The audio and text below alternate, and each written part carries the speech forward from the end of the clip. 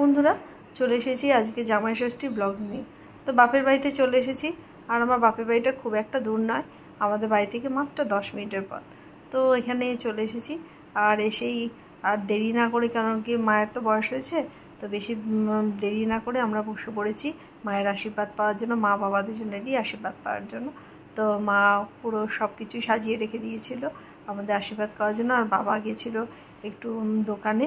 বাবার তো আজকের দিনে তো মানে সারাদিন দোকানে বসে থাকলেই হবে, মানে কখনো এটা নিয়ে আসছে কখনো ওটা নিয়ে আসছে, বাজার করার আর ধুম পড়ে গিয়েছে।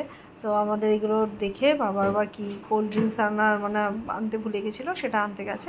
আর এই ভাগে আমাদের আশীর্বাদও পালা শুরু হয়ে গেছে। আর তারপরে আমরা বসে পড়েছি দুপুরবেলার টাইমে।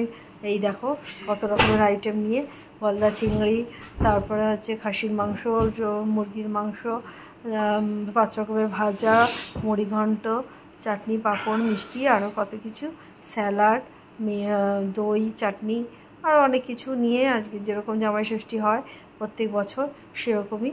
এবার ফ্রাইড রাইস, পোলাও সেগুলো হয়নি, রাতের বেলাও পোলাও হবে শুনছি।